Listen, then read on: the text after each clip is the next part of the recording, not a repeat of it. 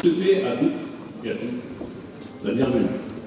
C'est un plaisir de vous retrouver si nombreux pour partager ensemble ce moment symbolique qui marque le passage vers la nouvelle année. Avec l'équipe municipale, nous vous présentons nos vœux les plus sincères.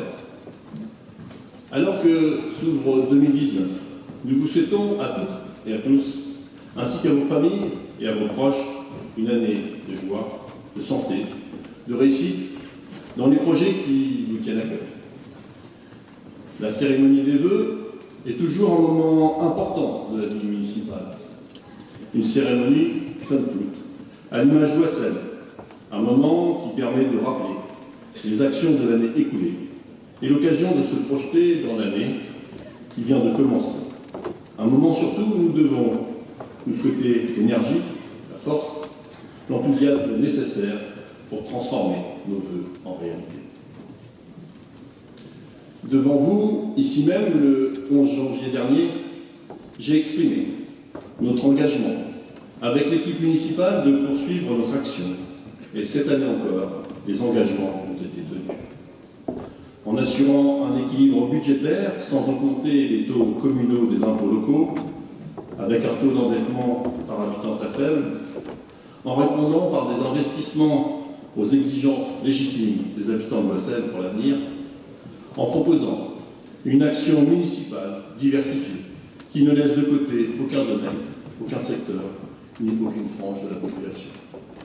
Cet engagement s'est traduit en 2018 par des réalisations importantes et la création de nouveaux services, avec la finalisation des travaux du pôle culturel, repensé, sécurisé, adapté, avec un auditorium destiné à l'école municipale de musique et de danse. La poursuite des travaux de l'école Jean Jaurès, qui seront achevés cette année. La réhabilitation complète de l'école Mongis, avec la création de 3 classes supplémentaires. La finalisation de l'avenue Général de Gaulle, avec la réalisation du parvis des briques devant le cimetière centre, un projet conséquent entamé il y a 5 ans. Pour permettre ces 4 réalisations que je viens de citer, nous avons obtenu de l'État, de la région, des départements, de la métropole, des financements à hauteur de 50%. Autre satisfaction, la livraison de la première tranche du nouveau collège Jean Charcot, un projet d'importance pour la scolarité des jeunes enseignants, mené à bien par le département grâce à la ténacité de Thierry Foucault et d'Hubert Ruffran, un dossier suivi de près maintenant par notre conseillère départementale Séverine Bott. La réalisation, en collaboration avec la métropole, de plusieurs chantiers de mise en sécurité, d'effacement des réseaux, de réfection de voirie, notamment rue Alsace-Lorraine et avenue de l'Amitié, avec la refonte complète du parvis devant le collège. L'inauguration récente, en présence du président de département, de Marion Gouel, notre première adjointe, et de Nathalie Manet, adjointe et vice-présidente du CCS, d'une maison des services au public, un nouveau service municipal qui a pris place au centre Hélène Tarboff et qui remporte déjà un certain succès en répondant aux objectifs de solidarité et de proximité que nous nous étions fixés dans l'aide à apporter à nos concitoyens. La création d'un pôle de proximité regroupant les services techniques, l'urbanisme, l'informatique, les marchés publics au centre technique municipal Maurice Paul. La réalisation d'aménagements importants dans les écoles pour permettre le dédoublement des classes de CP. Le lancement d'une nouvelle formule du journal municipal, le petit journal d'Oissel, qui semble plébiscité par la majorité d'entre vous. En 2019, nous vous promettons autant de densité et de brio. C'est ainsi que nous poursuivrons notre action et nos investissements avec des projets importants.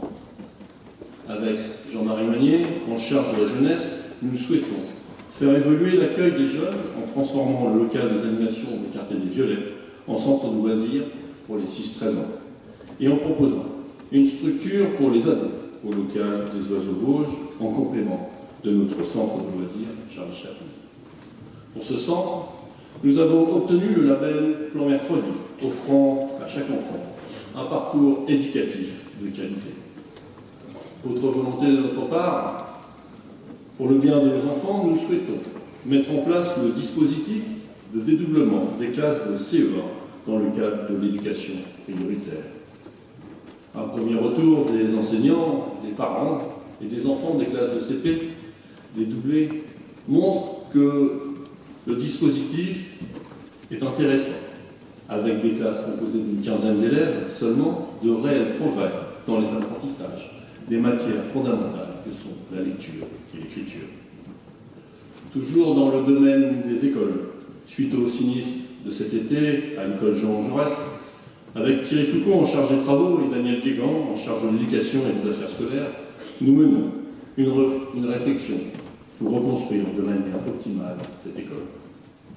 C'était un souhait au lendemain de l'incendie de dire qu'il faut que cette école soit reconstruite encore mieux qu'avant. Autre point important de nos futurs projets d'investissement en matière d'urbanisme, avec Mario Bassot, notre adjoint, de nouveaux logements individuels et collectifs verront le jour à avenue Anderton, rue Cévennes, qui viendront compléter les constructions en cours, rue Turgis, avec la Sienne. Pour les enfants de la Cité des Violettes, la création d'une aire de jeu devrait enfin aboutir avec le bailleur. La poursuite du programme de mise en accessibilité de nos bâtiments communaux, dont notamment l'école Pierre Toutain, la salle des sports Bernard But et le foyer municipal sous l'égide de notre adjoint en charge du handicap et de la santé, Huguette Fournier. Côté éclairage public, la création de nouveaux points lumineux, rue Marcel Meunier, à Loret-du-Bois, la réfection complète aussi de la Cité des Oiseaux. Dans le secteur des Oiseaux Vosges, après la livraison du terrain multisport en 2018, les études vont être lancées avec la métropole pour la requalification du chemin de l'allée, avec la création d'une piste cyclable. Ce chantier devrait voir le jour à partir de 2020. La construction d'une maison en conteneur inscrite dans un projet environnemental et écologique, servant à la fois de vente de production, de l'atelier, chantier d'insertion et de lieux pédagogiques. Autre chantier important, nous prévoyons dans le cadre d'un programme pluriannuel de modernisation du stade Marcel Billard, construit il y a maintenant 50 ans, l'installation de projecteurs aux normes nationales sur le terrain d'honneur pour permettre à notre équipe première, qui vient de monter de National 2, de jouer. La création d'un terrain de foot synthétique pour nos jeunes du CMSE Football, qui, avec plus de 630 adhérents, est le troisième club de Normandie, hors club professionnel, le PAC et le Stade Malherbe de Caen. La refonte du parcours de santé pour nos athlètes de l'AOC 76. Enfin, pour répondre à certaines de vos atteintes en matière de propreté, nous avons procédé au renforcement de l'équipe après l'achat d'une nouvelle balayeuse au gabarit adapté pour nettoyer et régler les placettes. Concernant les missions de sécurité, qui, je le sais, sont un enjeu majeur de la réussite des politiques publiques de sécurité, nous avons signé avec la préfecture une convention de coordination permettant d'établir les missions entre les forces de sécurité de l'État et la police municipale, que nous souhaitons renforcer en se dotant notamment de moyens supplémentaires en matière de sécurisation des biens et des personnes. Je salue à cette occasion pour leur action Monsieur le procureur de la République et le nouveau commissaire Christian Burien, qui je sais qui est présent dans la salle, notamment pour les dernières actions et opérations sur les motos et les quads qui ont porté des fruits, qui ont porté leurs fruits. Des actions, des faits qui nous sont souvent relatés et qui constituent des nuisances en matière de tranquillité et de sécurité publique. Quand des actions avancent, il faut savoir le dire aussi. Bien entendu, je le dis et je le répète avec fierté, malgré les difficultés, la baisse des moyens et les transferts de charges, tout cela est rendu possible grâce à notre gestion et à une maîtrise de notre dépense de fonctionnement. Ces efforts, nous les avons faits en maintenant la qualité des services rendus à la population. Je remercie les élus ici présents et nos agents des services publics qui contribuent largement à maintenir cet objectif. Des efforts qui, j'insiste sur ce point, seront difficiles à poursuivre si l'État ne nous aide pas davantage. La réponse aux besoins criants des territoires et des collectivités doit passer par des choix politiques sérieux, détachés du dogme du libéralisme. On le constate aisément, notre feuille de route pour 2019 est bien remplie. Signe évident que Ouassel est une ville qui avance, une ville qui grandit, avec près de 400 habitants supplémentaires par rapport à 2018, selon les chiffres de l'INSEE qui viennent de nous être communiqués. Ouassel est également une ville appréciée pour la qualité de ses installations, notamment sportives et culturelles, mais également pour la vitalité de ses associations. Permettez-moi, avec Alain Le Carnec et Yvan Louvray, nos élus, en charge de la culture et des sports et de la vie associative, de souligner l'importance et l'engagement des bénévoles au sein des associations locales, que ce soit dans le domaine de la solidarité, du sport et de la culture. De vous remercier sincèrement. Je sais que beaucoup d'entre vous sont présents ici ce soir, à nos côtés, pour vos actions quotidiennes qui font la fierté de notre ville et valorisent son image au-delà de nos frontières. C'est aussi une satisfaction pour nous d'aider et d'accompagner nos sportifs qui font briller les couleurs de notre ville lors des compétitions départementales, régionales, nationales, voire internationales. Je pense au basket et au foot qui viennent de fêter leurs 50 ans, au tennis de table, à l'athlétisme, au hand, au judo, à la gymnastique, au billard, au tennis, au cyclisme, à la natation, à l'équitation, et j'en oublie très certainement. Tous ces arguments qui font que Ouassel est une ville agréable à vivre doivent permettre également d'avancer efficacement avec l'État, la région, le département et la métropole sur d'autres points essentiels. Nous le constatons au quotidien, certains projets ont besoin d'un coup de pouce pour passer d'une intention à la réalité. Je pense à la réalisation de la future zone d'activité de la Sablenaire, qui devrait enfin voir le jour lorsque les dernières acquisitions foncières seront réalisées. Le bout du tunnel semble se rapprocher. Un projet qui, ne l'oublions pas, permettra de renforcer l'attractivité économique de notre ville et créera des emplois. Parmi les autres sujets d'importance, je pense également à Seine-Sud. Plusieurs centaines d'emplois sont en jeu et à la requalification des terrains de l'ex-société Orgachim qui défigurent le paysage des habitants des trois cités. Avec Thierry Foucault, nous avons sollicité Madame la Préfète sur ce dossier pour qu'enfin cette zone de no man's land, actuellement dans les mains d'un liquidateur, disparaisse du regard des habitants qui bénéficient de toute notre attention. Une réunion organisée mi-décembre avec le secrétaire général de la préfecture a permis de rappeler combien il nous paraissait légitime que les pollueurs soient aussi les payeurs et d'inviter l'ensemble des décideurs à un vrai plan d'action pour le site Orgachim en particulier et pour Seine-Sud en général. En tant que représentant de la ville de Ouassel, il nous semble essentiel que les responsabilités juridiques de la maison mère Orga-Sainte soient établies, que les obligations du liquidateur pour la sécurisation du site et la remise en état du mur de notre place Fouquet soient examinées rapidement. Nous allons nous revoir à la fin du mois avec les services de l'État. Nous vous tiendrons informés des avancées. Point satisfaisant, néanmoins, pour ce quartier, pour lequel, vous le savez, nous bataillons ardemment, la démolition du foyer Aftab. Malgré un retard dû à un surcoût important, le chantier sera enfin achevé courant 2019. Une fois encore, dans l'intérêt de la population, la ville de Ouassel met la main à la poche en rétrocédant une partie des terrains pour que cette opération puisse enfin aboutir. Certes, nous venons d'évoquer les projets structurants pour notre territoire, mais il y a aussi des projets qui font débat. Je pense bien évidemment au contournement est-nord, qui, au lieu de diviser les élus, devrait au contraire les rassembler et faire consensus. C'est une évidence pour nous tous, pour les spécialistes, les médecins, scientifiques, qui se sont intéressés à la question. Ce projet posera des questions de santé publique, car il aura, qu'on le veuille ou non, un impact négatif en matière de préservation de l'environnement et des ressources. Avoir une vie agréable et paisible, c'est le souhait des 490 000 habitants de l'agglomération rouennaise. Et il n'y a pas besoin de faire un sondage pour dire cela. Beaucoup de choses ont été dites sur ce projet. Nous-mêmes, nous sommes abondamment exprimés sur la question.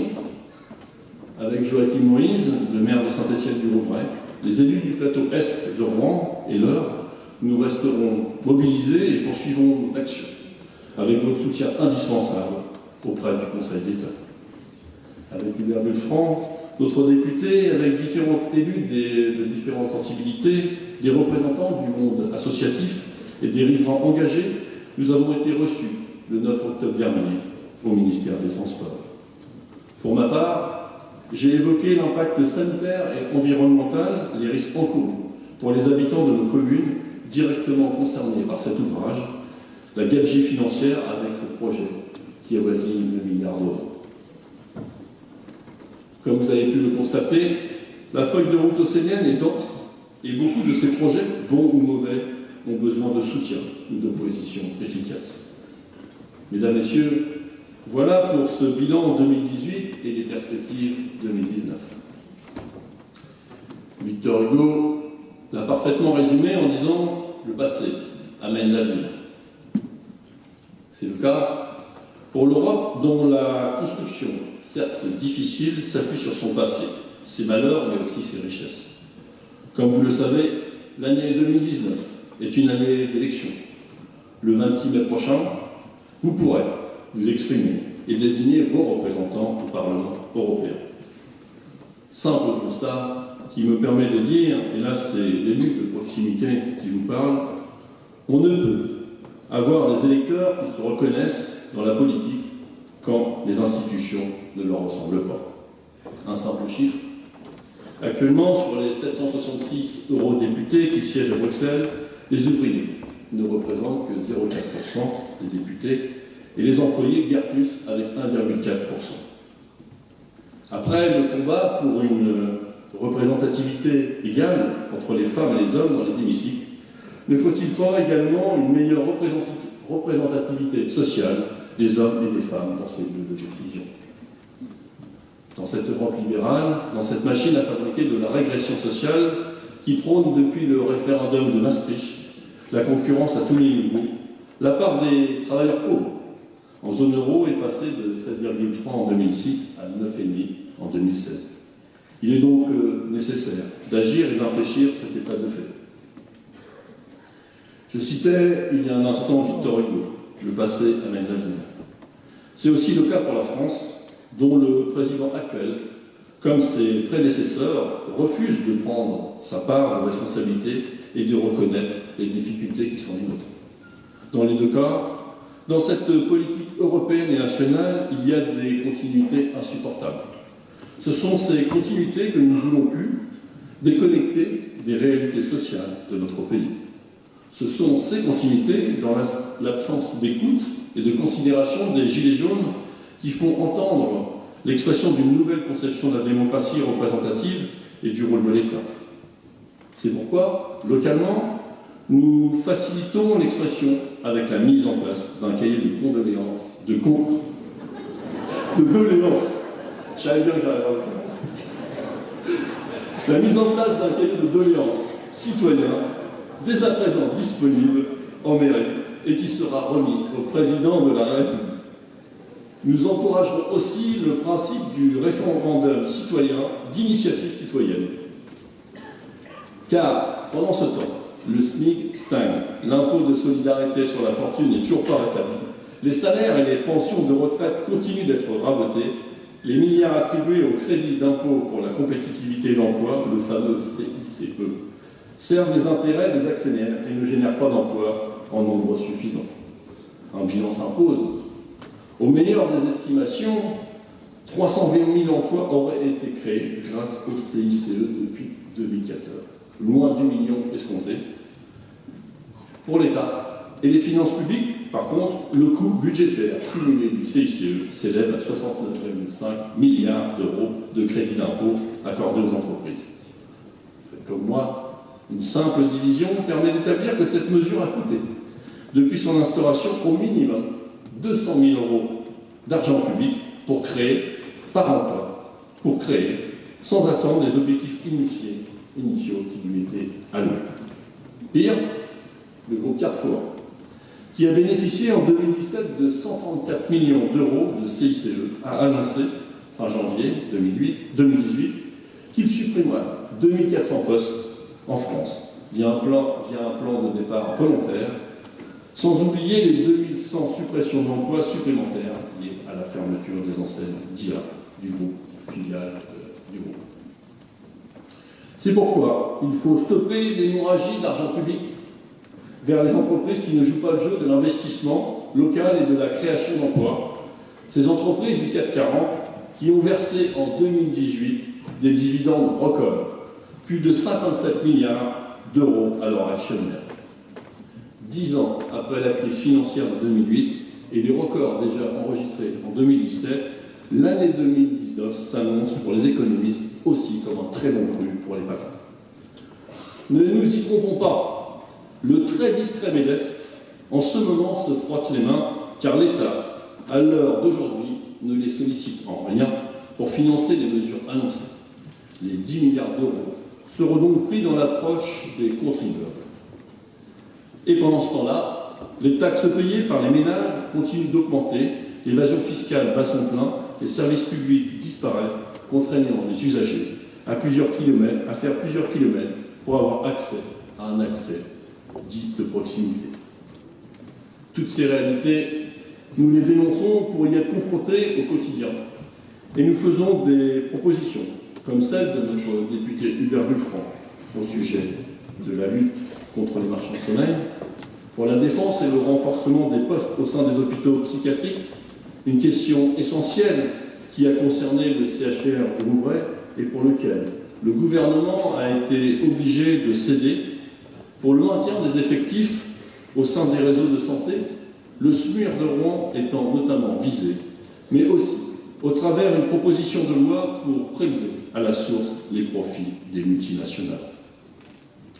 Il suffit de vivre et de suivre les débats de nos parlementaires, de nos élus au sein des assemblées délibérantes, pour constater que nous n'avons pas attendu cette concertation citoyenne pour porter haut et fort dans les couloirs de l'Assemblée nationale, au Sénat, à la région, au département, à la métropole, la parole de nos concitoyens, tout en faisant des propositions concrètes.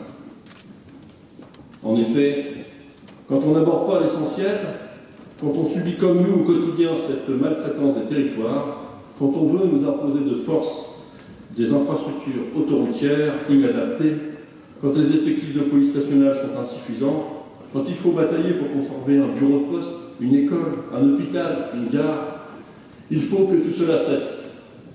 Il est urgent de revenir à l'essentiel, de s'occuper efficacement des femmes et des hommes qui, au quotidien, ont des besoins en matière de pouvoir d'achat, d'emploi, de logement, d'éducation, de sécurité, de loisirs, de transport, d'alimentation, de santé. Voilà ce qu'il me paraissait essentiel de vous dire ce soir. Voilà le message que je tenais à vous adresser. Pour conclure, en ce début d'année 2019, permettez-moi de vous souhaiter à toutes et à tous des vœux de santé, des vœux de sérénité, des vœux d'amitié et de partage.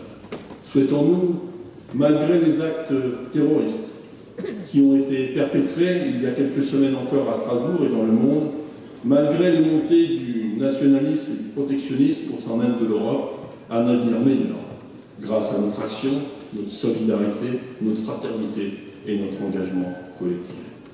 C'est aussi ce message d'espoir, l'expression d'une détermination intacte au service de nos valeurs et de notre ville que je voulais vous formuler à votre attention. Pour terminer, réfléchissons sur ces mots d'Albert Camus, qui disait « Faites attention, quand une démocratie est malade, le fascisme vient à son chevet, et ce n'est pas pour prendre de ses nouvelles. » Je vous remercie de votre attention.